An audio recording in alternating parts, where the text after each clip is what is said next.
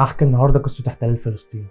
في البداية ثيودور هيرتزل مؤسس الحركة الصهيونية سنة 1897 أقام مؤتمر في مدينة بازل.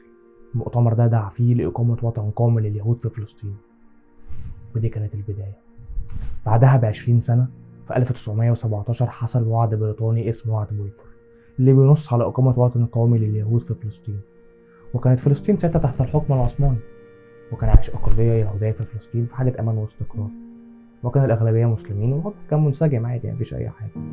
ساعتها بقى بريطانيا كانت بتشجع العرب إن هم يعملوا ثورة ضد العثمانيين وهيكفلوا ليهم الحرية في أرضهم، ونجح الثورة دي أكتر إن اتزرع وسط العرب ضابط بريطاني اسمه لورنس العرب. ده راح عاش مع العرب في شبه الجزيرة العربية وتعلم صفات العرب ساعتها، لحد ما ساعد في إقناع الشريف الحسين بن علي مؤسس المملكة العربية الحجازية عمل ثورة ضد الدولة العثمانية.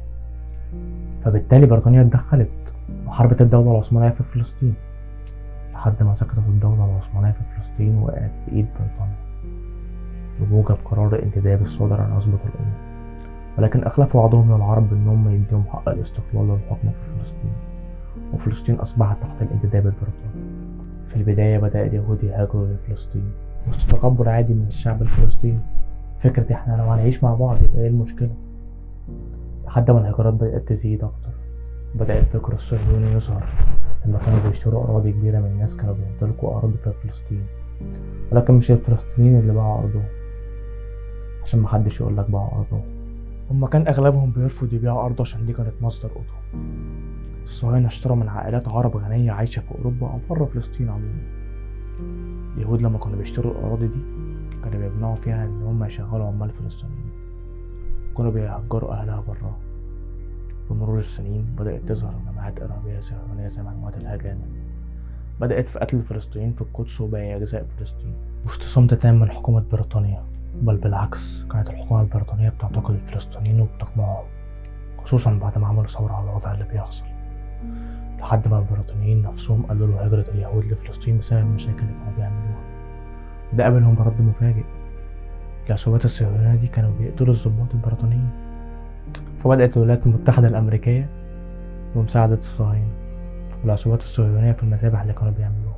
1947 الأمم المتحدة أصدرت قرار بانتهاء الانتداب البريطاني على فلسطين وتقسيم فلسطين ل3 مناطق: منطقة عربية والقدس تحت إشراف دولي، وباقي الأرض اللي هي أغلبها اليهود.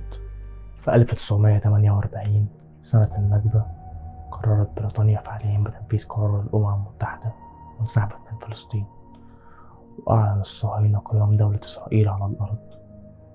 وبعدها قامت حرب بين الجيوش العربية والصهاينة. للحقيقة الجيوش العربية كانت كسبانة في أول الحرب، مع إنها ما كانتش في أحسن أحوالها ولا في أقوى حالاتها لأسباب كتير.